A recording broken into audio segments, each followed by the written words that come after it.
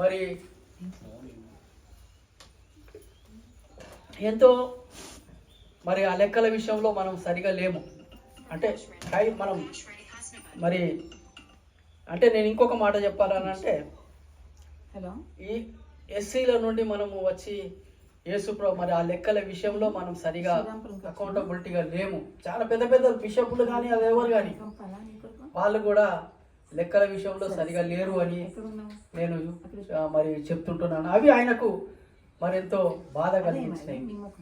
తర్వాత మరి ఆయన ఒక మాట నేను హెబ్రీయులకు రాసిన పత్రిక 12వ అధ్యాయము ఒక మాట 2 మాటలు నేను చదివి నేను ముగిస్తాను. మరి దేవుడు ఆయనతో నాకు ఇచ్చిన ఈ మంచి సావాసాన్ని బట్టి దేవునికి నేను ఎంతో వందనాలు చెల్లిస్తుంటున్నా. మరి హెబ్రీయులకు రాసిన పత్రిక 12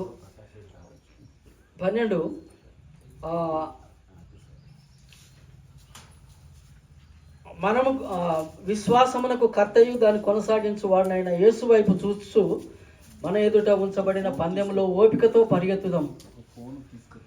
మరి మనము పరిశుద్ధమైన జీవితాన్ని జీవించాలని అనే విషయంలో మరి సత్యనారాయణ రెడ్డి గారు దాన్ని చక్కగా ప్రాక్టీస్ చేసి చూపించిండు. ఆయన జీవించిన సంవత్సరాలు కొన్ని 60 సంవత్సరాల లోపల ఆయన చనిపోయిండు. కానీ ఆయన యేసుప్రభు నమ్ముకొని చూపించిన జీవిత విధానము అది ఎంతో గొప్పది అని నేను దేవుని నామంలో నేను చెప్తుంటున్నాను.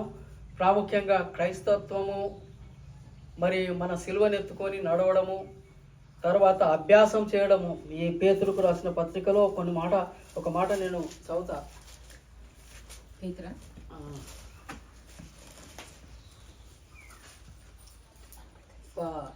లేకుంటే 4:1 పేతురు మొదటి పేతురు క్రీస్తు శరీరమందు కిందికి శ్రమపడెను కనుక మీరును అట్టి మనసును ఆయుధంగా ధరించుకొనుడి.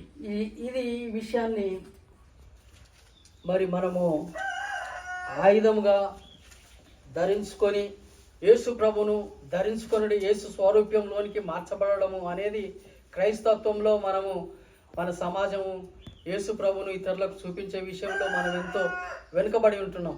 అందుకనే మీరే అభ్యంతరంగా ఉన్నారు యేసు ప్రభు కొరకు, ఆయన గాయాలను మీరు లేపుతున్నారు అని మనము వాక్యంలో మనం చదువుకుంటున్నాం. ప్రాముఖ్యంగా మరి సత్యనారాయణ రెడ్డి గారు మరి జీవించిన విధానం, యేసు ప్రభువును పట్టుకొని జీవించిన విధానము, ఆయన ప్రాక్టికల్గా ఆయన విశ్వాసాన్ని పట్టుకొని మరి ముందుకు నడిచినట్లుగా మనం కూడా దాన్ని అభ్యాసం చేస్తూ సాధన చేస్తూ మరి ఇంకేమంటుందంటే మరి ఒక పాట జ్ఞాపకం వస్తుంది. ఏంటంటే ఈ పాట వస్తుందా ఎవరికైనా?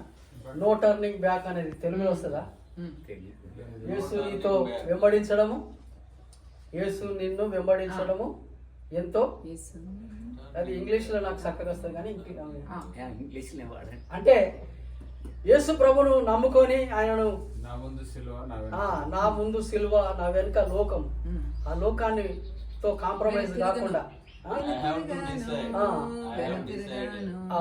అట్లా ఆయన క్రైస్తవ విశ్వాసాన్ని పట్టుకొని అందరి కూడా మరి ఎంతో మంచి మాదిరి జీవితాన్ని ఆయన జీవించి ఆయన యేసు ప్రభునందుకు జీవించడము.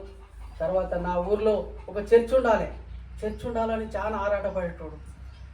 నేను ప్రకాష్ సుదర్శి ఇక్కడికి వచ్చి ఆ చర్చి రేకులు వేయడం, దాన్ని ఇక్కడ మా ఊర్లో అందరూ యేసు ప్రభు నమ్ముకోవాలని గొప్ప ఆశ ఆయనకు ఉండేది.